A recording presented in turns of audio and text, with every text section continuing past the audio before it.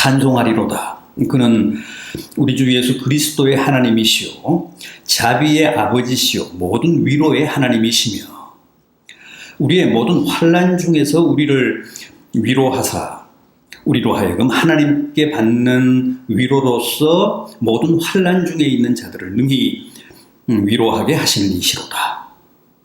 그리스도의 고난이 우리에게 넘친 것 같이 우리가 받는 위로도 그리스도로 말미암아 넘치는도다.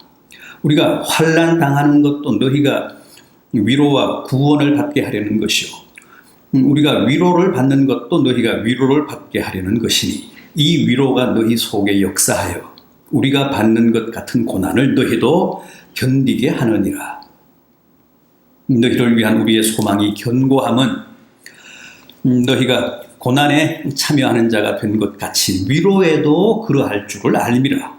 형제들아, 우리가 아시아에서 당한 환난을 너희가 모르기를 원하지 아니하노니 힘에 겹도록 심한 고난을 당하여 살 소망까지 끊어지고 우리는 우리 자신이 사형 선고를 받은 줄 알았으니 이는 우리로 자기를 의지하지 말고 오직 죽은 자를 다시 살리시는 하나님만 의지하게 하심이라.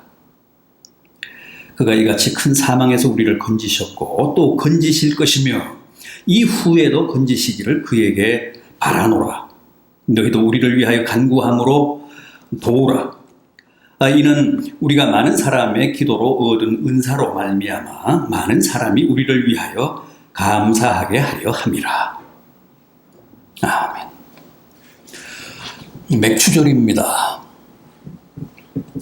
맥추절은 역사가 참 깊죠. 성경에 나오는 이스라엘의 3대 절기 가운데 하나인데 언제부터 시작된 겁니까? 이 맥추절이? 출애굽기 23장 14절입니다. 너희는 매년 3번 내게 절기를 지킬지니라.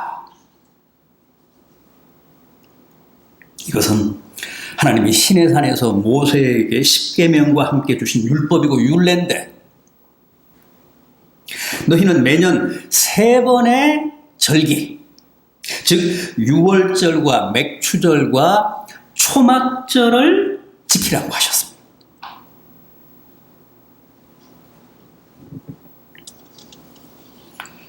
그래서 이스라엘 백성들이 가나안에 들어가 첫 농사를 지으면서부터 지키기 시작한 절기니까 지금으로부터 무려 3,500년 전부터 지켜온 절기입니다.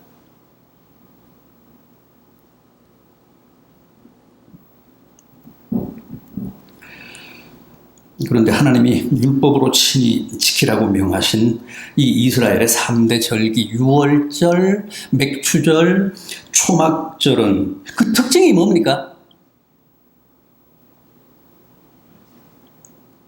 다 감사절이라는 거예요. 유월절은 400년간, 430년간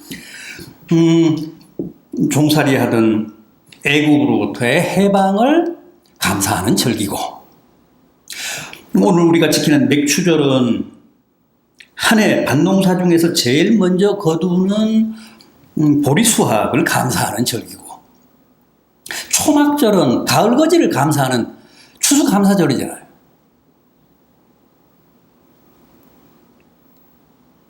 계절적으로도 유월절은 봄이고 맥추절은 여름이고 초막절은 가을입니다. 그렇다면 왜 이렇게 이스라엘의 모든 절기가 다 감사절이고 또 왜 하나님은 계절마다 한 번씩 이렇게 감사절을 지키라고 하신 걸까요?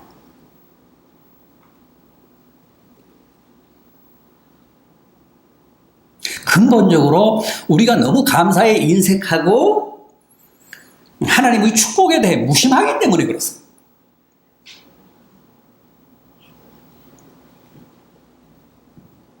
우리가 너무 쉽게 하나님의 은혜를 잊어버리고 배은망덕하기 때문에 우리의 그런 한계를 염두에 두사 이렇게 감사를 아예 절기화하고 제도화해서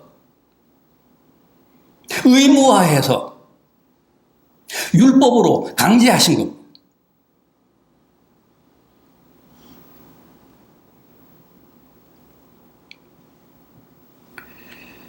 물론 요즘은 보리 농사도 안 짓고 보리고개라는 말도 그저 전설에나 나오는 말로 잊혀졌습니다만 전에는 그렇지가 않았죠.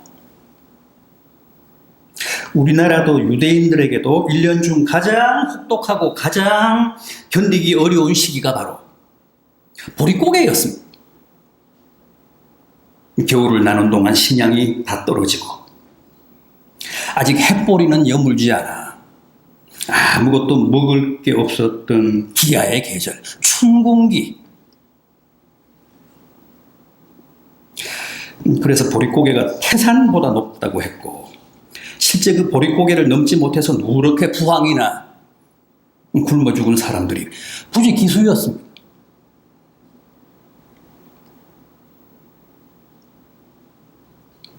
봄에 보릿고개 때 가장 탐스럽게 흐드러지게 피는 이팝나무라고 아시죠?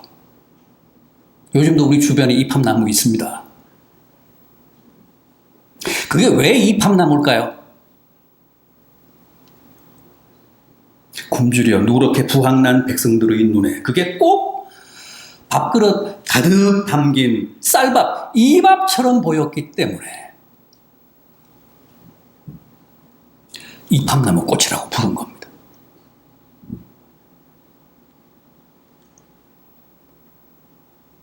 그러다가 초여름이 되면 드디어 보리를 수확합니다.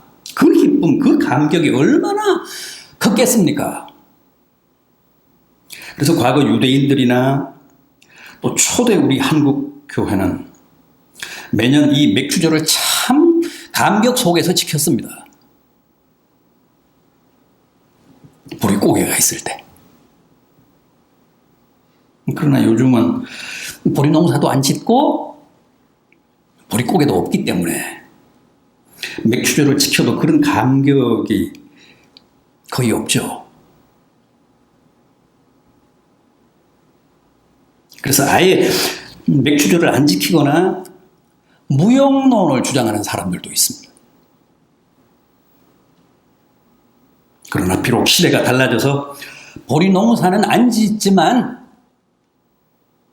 제가 아까 말씀을 드렸듯이 맥주절의 핵심은 역시 감사절인 만큼 우리에겐 여전히 한 해의 절반을 중간 정산하며 하나님께 감사해야 할 게 없지 않다는 거예요.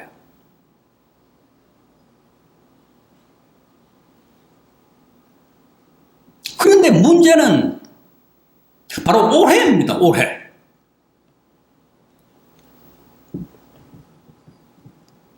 올 전반기 5개월, 6개월은 지구촌 전체가 초유의 감염병인 코로나19로 얼룩진 고난의 연속이고 마스크와 불안과 두려움에 갇혀 지낸 고통의 기간이었습니다. 지금도 여전히 우리는 하루하루를 조마조마하게 아슬아슬하게 마치 살얼음 위를 걷듯이 위태위태하게 살아가고 있습니다. 정부도 여차하면 지금 교회를 고위험 시설로 지정을 하려고 합니다. 그러면 우리는 지난번처럼 또다시 가정 예배로 돌아가야 합니다.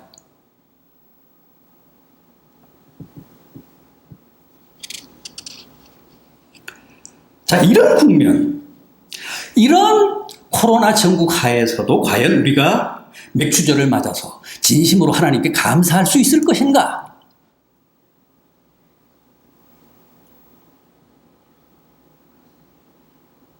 어떻습니까? 여러분들은 그게 가능하십니까?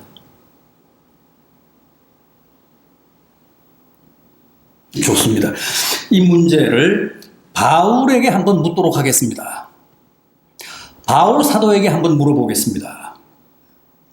이 세계적인 코로나19 상황에서도 과연 감사가 가능한지.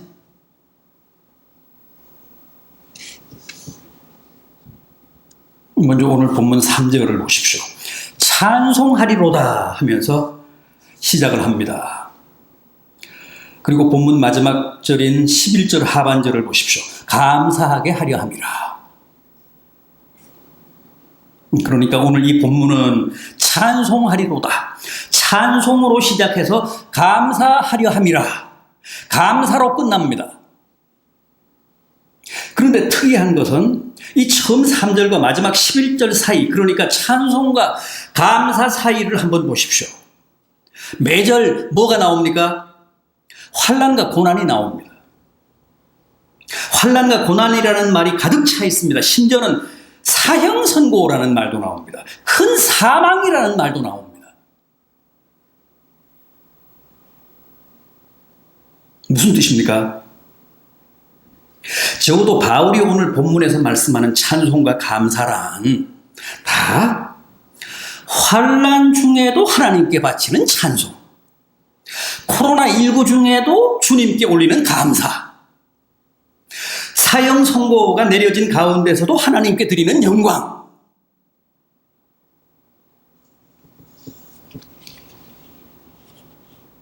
보통은 일반적으로는 일이 잘 되거나 또 성공하거나 형통할 때, 건강할 때 감사하며 기뻐하지 않습니까? 시련이 닥치거나 시험이 오거나 고통 가운데서는 사실 찬송하고 감사한다는 게 거의 불가능하잖아요. 그러나 바울은 꼭 그런 것만은 아니라고 합니다. 환난 중에도 감사하고 코로나 중에도 찬송하는 일이 가능하다고 합니다. 결코 그게 불가능하지 않다고 합니다. 우선 우리는 환난 중에도 하나님의 특별한 위로를 체험할 수 있기 때문에 그렇다는 거예요.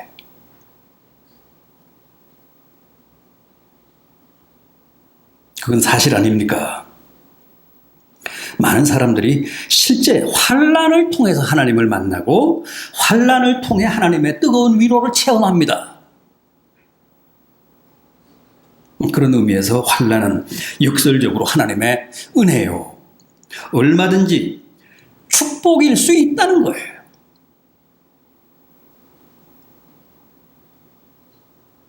여러분, 실제 우리가 병들고 사업에 실패하고 남에게 버림받고 마음에 모진 상처를 입어 고통할 때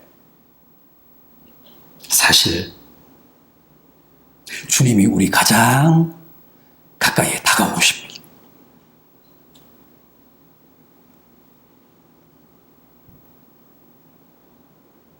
본문 3절 하반절을 보십시오.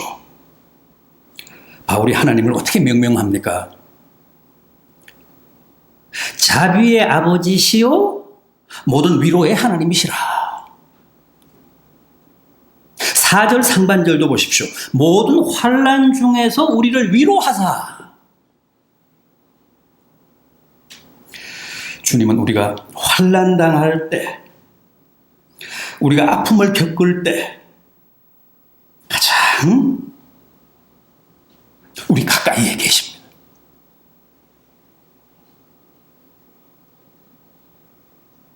지금 내가 겪고 당하고 있는 고통보다 아픔보다 더 가까이 계십니다. 그건 사실입니다. 성도에게 어떤 고난이 닥치면 성령은 당장 즉각 비상체제에 들어가십니다. 그래서 절대 우리를 그 고난의 장에 그냥 고아처럼 홀로 버려두시지 않습니다. 함께 있어주시고 나와 함께 아파해 주시고 함께 울어주시고 함께 그 시련을 처음부터 끝까지 당해 주십니다.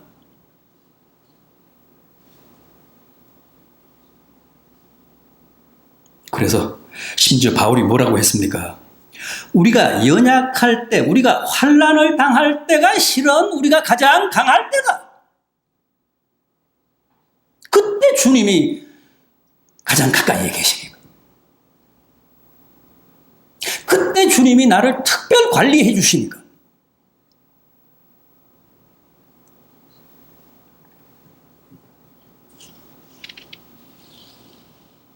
여러분, 환난 중에도 우리를 위로하시는 주님을 만나보십시오. 그러면 환난이 더 이상 환난이 아니고, 불행이 더 이상 불행이 아니고 하나님의 크신 은혜임을 체험적으로 깨닫게 될 겁니다.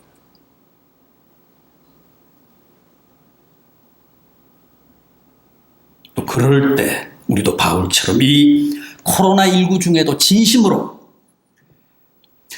또 영혼으로 하나님을 찬송할 수 있게 될 줄 믿습니다. 뿐만 아닙니다. 바울은 우리가 이 환난을 통해 고난당하는 이웃을 보다 깊이 이해할 수 있기 때문에 이 코로나 와중에도 얼마든지 감사할 수 있다고 합니다. 4절 하반절을 보십시오. 우리로 하여금 하나님께 받는 위로로서 모든 환난 중에 있는 자들을 능히 위로하게 하시는 이시로다. 얼마나 옳고 정확한 말씀입니까? 환난을 겪어본 사람만이 남의 환난을 진심으로 이해할 수 있지 않습니까? 환난을 통해 하나님의 위로를 체험해 본 사람만이 지금 환난 중에 있는 이웃을 진심으로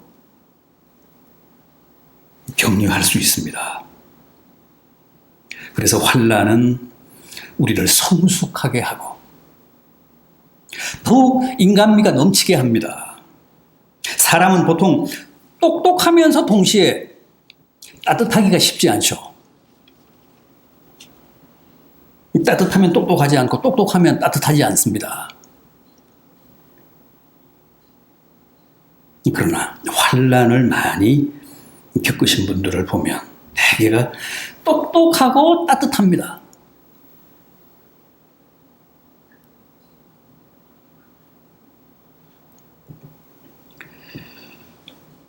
그래서 인생을 깊이 알고 또 인간미가 넘칩니다.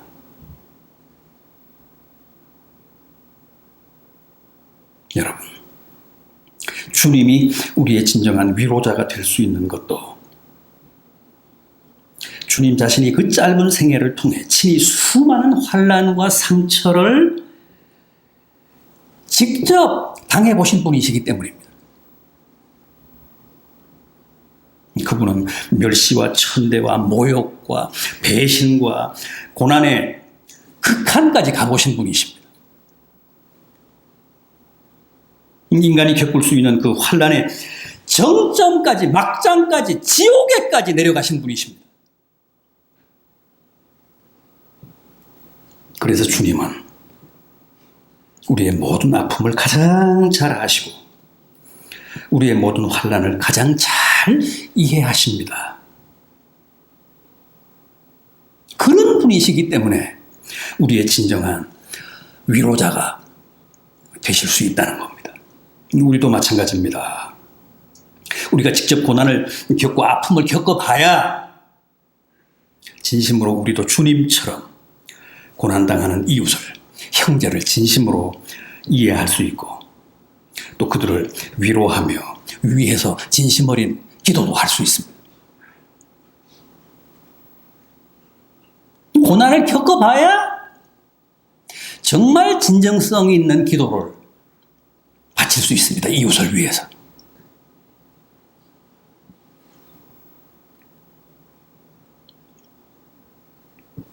따라서 환난이야말로 우리 믿는 자들에게는 얼마든지 감사해야 할 주님의 은혜일 수가 있다는 거예요.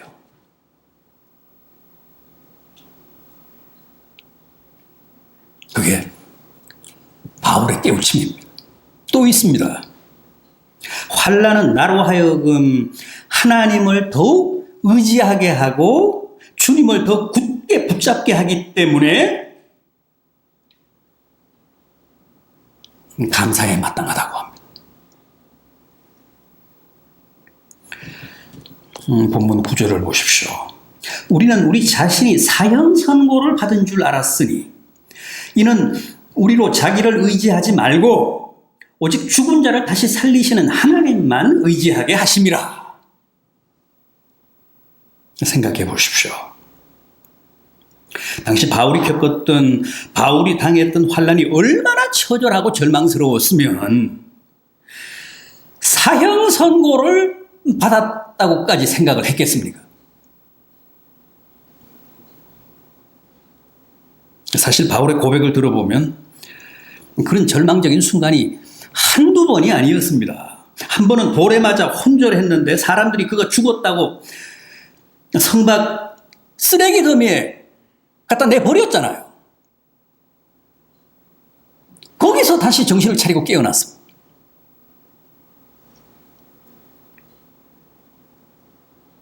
그런데 하나님이 왜 그에게 그런 절망적인 극단적인 환난을 주셨다고요? 바울로 하여금 오직 하나님만을 의지하게 하기 위해서, 주님의 도움만을 기도하게 하기 위해서 때로 하나님이 그런 극단적인 고난을 주신다는 거예요.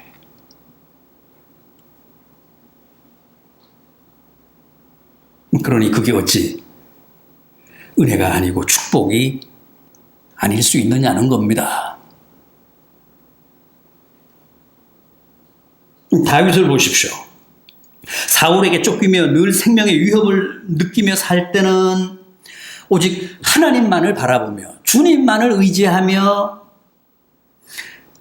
날마다 찬양과 주옥 같은 시로 신앙 고백을 열심히 했습니다.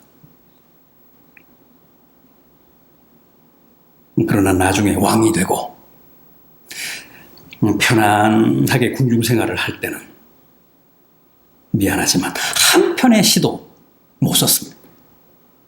한 편의 찬송도 못 썼습니다. 그러다가 밧세바 사건이 터지잖아요.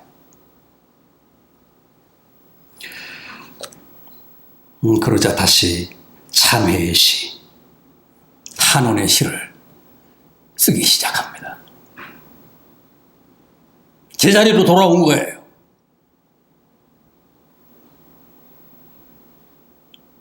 잘 아시는 대로 미국의 석유왕 존 데이비드 록펠러 얘기 잘 아시죠?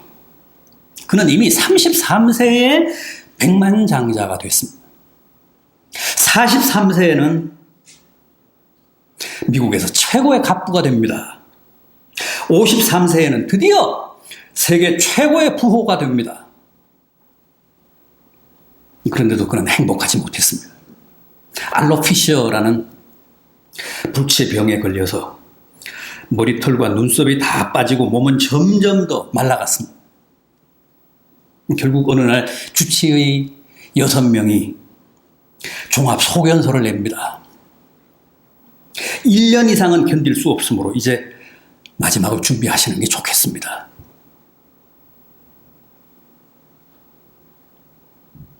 사형 선고를 받은 그날 밤, 록펠러는 침대에서 내려와 무릎을 꿇고 간절히 밤을 새워 기도했습니다. 제게 조금만 더 죽음을 준비할 수 있는 시간을 주십시오. 주님 뵐 준비를 할 수 있게 해 주십시오.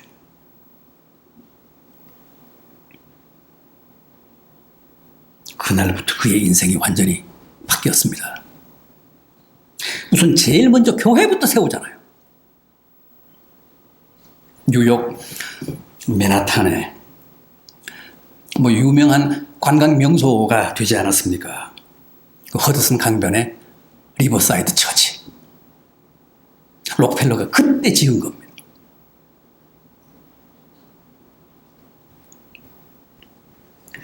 그리고 록펠러 재단을 만들어서 자기의 전 재산을 다 내놓습니다.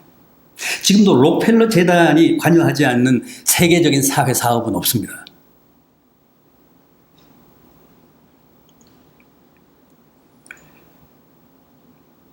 지금 뉴욕 시민들은 물세, 수도세 안 내잖아요. 록펠러가 다 부담하고 있습니다. 록펠러 재단이 다 지불하고 있습니다.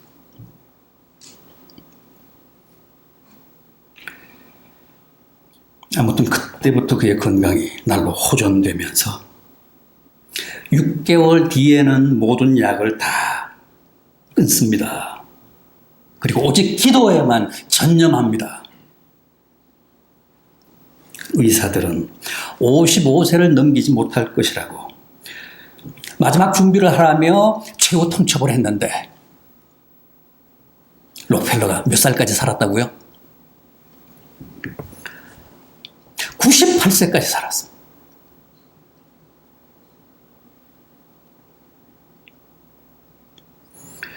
여러분, 주님이 때로 우리에게 사형 선고를 내리시는 것은 우리로 하여금 오직 주님만을 붙잡게 하기 위해서라고 했습니다.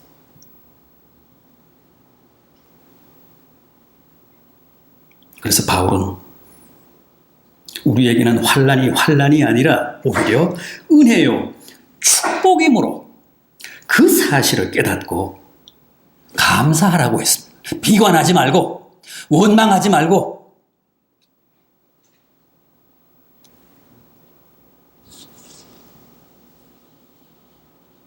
어제 인터넷 뉴스를 보니까 UFC 라이트급 현 챔피언인 러시아 선수 하빕의 부친이 아버지가 코로나19 합병증으로 그저께 사망했다는 소식이 떴습니다. 하빕의 아버지도 국가대표 선수 코치를 역임한 유명한 레슬러 출신입니다. 8살 때부터 자기 아들 하빕을 훈련시키고 조련해서 세계에서 가장 강한 무패 챔피언을 만들었잖아요.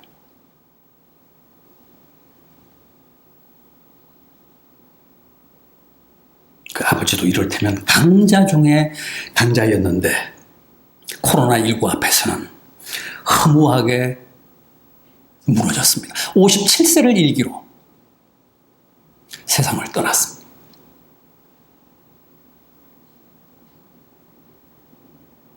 제 얘기는 코로나 앞에 장사는 없다는 겁니다.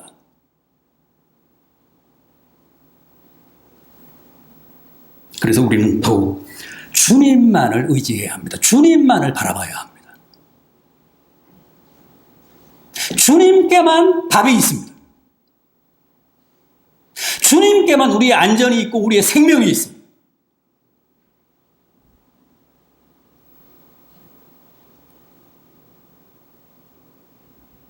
주님도 우리가 어떤 경우에도 오직 하나님만을 의지하고 주님만을 바라보게 하려고 때로 극한 시련과 고난을 주신다고 했습니다. 그런 의미에서 우리에게는 이 코로나의 시련도 환난도 다 은혜요, 축복일 수 있다는 사실을 깨달으시고 바울처럼 오히려 감사하며 날마다 하나님을 찬송하며 사시는 복된 성도들 되시기를 진심으로 기원합니다.